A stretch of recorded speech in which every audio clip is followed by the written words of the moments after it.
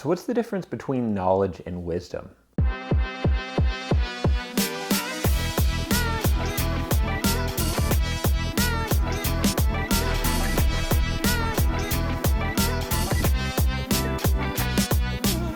I would say that knowledge is something you learn, and wisdom is something you learn, then apply, the do, and then see the results that come from it.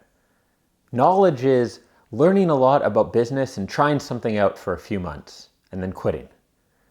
Wisdom is following things through till your business succeeds or fails and really learning what works and what doesn't for you. Knowledge is listening to the Joe Rogan show and thinking you know everything there is to know about health. Wisdom is becoming a doctor, practicing for 20 years, and seeing what actually comes from the result of that knowledge so that it can be better applied. Wisdom is a much deeper understanding of how things actually work in real life. When we're 20, we all have a lot of knowledge, and I had this conversation with someone recently, and I don't mean any disrespect to anyone who's 20 or younger for that matter. But when I look back at the things I thought I knew, I'm embarrassed. I really am to look back at what you think makes sense because you read it in a book, but you don't really have any experience of how that functions in real life. What actually happens when you apply that knowledge? What are human beings actually like? Now, this video is not supposed to be about the medical system or anything like that, so don't worry, this will be the last example. But I see this a lot with people talking about health and wellness as it relates to COVID, let's say, where they're saying, you know what, if everyone just took care of their immune system, that would be fine. You know, doctors just want to give people drugs and drugs and drugs, right? And so that seemed like it made a lot of sense to me for a while. When you just look at the surface, if you're someone who's really healthy, like me, if I start taking a vitamin, I take it every day. I put it out by my breakfast and I'm going to take it. I'm going to try to follow through on good advice. And if you watch this channel, you're probably that way as well, right? So you think, well, if people took care of their immune systems and their health and blah, blah, blah, you know, doctors just want to give people drugs. But I've sat down and spoken to some really smart doctors, and what they're going to tell you is I have 15 to 30 minutes with someone, maybe less, to change their lives. And if you think that in that time, anyone is going to be able to create serious habitual change, you're absolutely crazy. And the study that brought that home to me, I might butcher some of the details. It was in a book I read quite a while ago, but essentially, when people are prescribed life-saving medication, so I'm not talking about a little passive thing like, oh, there's an ache in your leg, this will help. This is something like someone's had a organ implant and they're taking anti-rejection medication, or someone's had a heart attack and they're taking medication after the heart attack to prevent another one. The discipline rate of people actually taking the medication as prescribed is something like 50%. Think about that. Someone has almost died, they've got to the point of needing an organ transplant or had a heart attack, and then they're given the medication that can keep them alive, and on average, about 50% of people or 50% of cases, it's followed through properly. A lot of people just don't take the medication. A lot of people take every second dose and kind of mess around with it in that way. I mean, think about that. Now, we could say that, well, people who maybe had those conditions, there's a higher chance they didn't have a lot of discipline or something like that. Maybe. So maybe in the general population, 70% of people would follow through. But of course, who are doctors seeing? They're seeing the people who are having trouble following through, right? So on the surface, it's easy to look at the knowledge and say, hey, people, if you eat this way, take these vitamins, exercise this amount, that's all you need. Why are pharmaceutical companies handing out all these drugs? Why are doctors pushing drugs or surgery that? That's the reality of the situation when you're working, especially with a group of people who maybe don't have the best discipline or follow through, which is probably all of us if we're really being honest, or at least the vast majority of people, right? So I want to bring this home a little bit and relate a little bit more to ENFPs and INFPs with it as well. Is when I was not doing so well in business, which was a decent amount of time for me in different ways. where maybe my business was affording my lifestyle, but not nearly at the potential it could be. There were times where it was well under what I would like it to be in terms of my lifestyle. And one of the things I realized that really held me back is I was really focused on the knowledge part.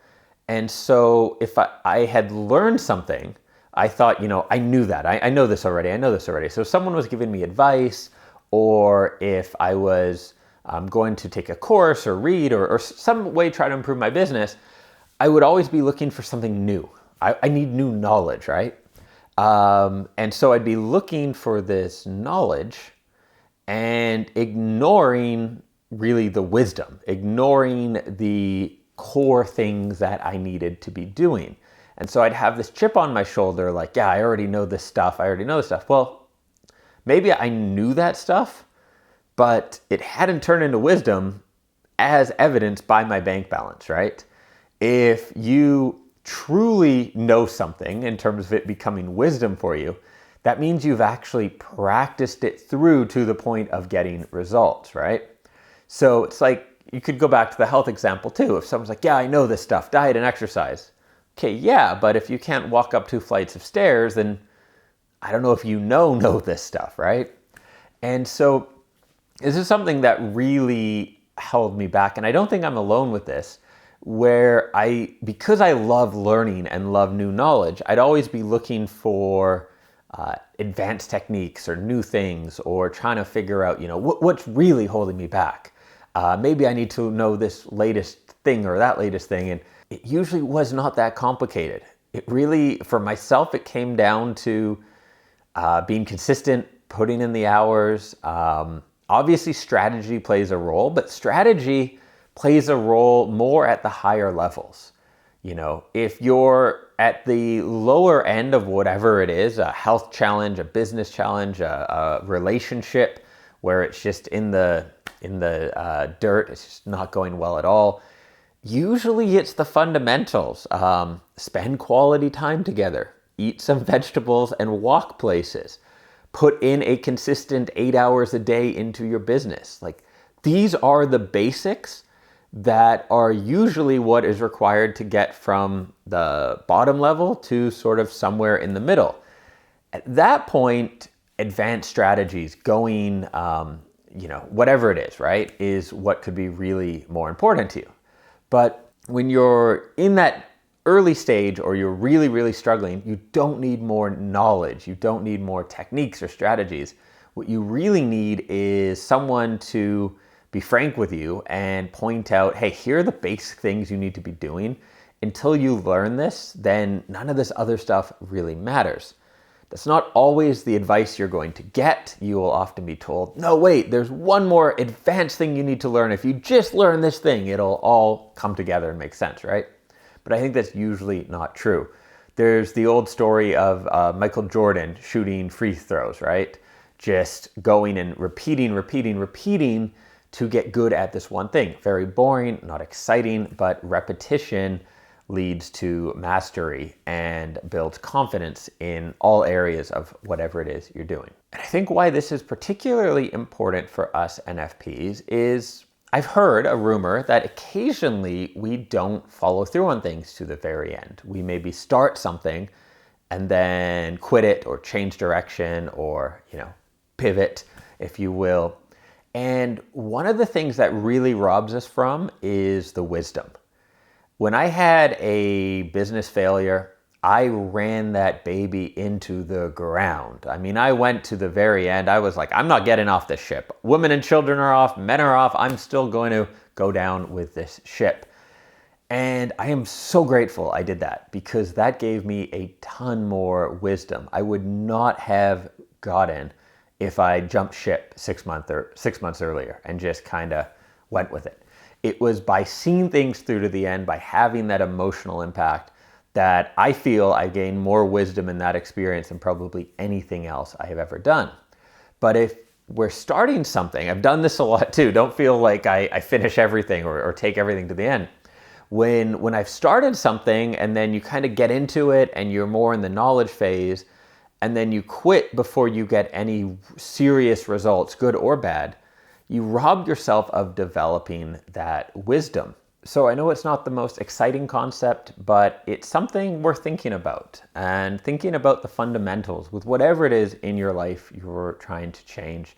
I know we love novelty and newness, and learning is amazing. You know, the experience of taking in new knowledge and discovering new things. But maybe it's good for us sometimes to separate the learning from the doing in the important parts of our lives. And I try to do this with my own business, is focus on the fundamentals more and more. And then with learning, maybe I'm reading a book on sociology or history or something else. I'm learning, but I'm not always learning about business now because I still have not used everything I have, all the potential there with what I'm doing. So why be learning more and more and more and more new things until I've applied some of it and really gotten the foundation down. Now, if you're wondering how this applies to you, or how to get a sense like, do I have more knowledge than wisdom, is there's an area that you feel like you're already almost an expert in, or you have this advanced knowledge. How do your results compare? If your results are not one of the top sort of 5 or 10%, then you're probably in the knowledge area where you're learning a lot. But how to actually apply that and implement it and make a difference in your life is lacking. And that's something you're going to want to look at more. How can you slow down a bit on building the knowledge and actually focus on doing the fundamentals and building more wisdom? One last thing, if you're an ENFP who loves being told how absolutely awesome you are and why you are the best in the world, well, head over to dreamsaroundtheworld.com/ENFP training, and you can get my free training series for ENFPs, where the first email is a pep talk. You'll see the subject line in your inbox: ENFPs are awesome. After you read it, reply to the email me back, and let me know what one of your favorite things to do is. See you in your inbox.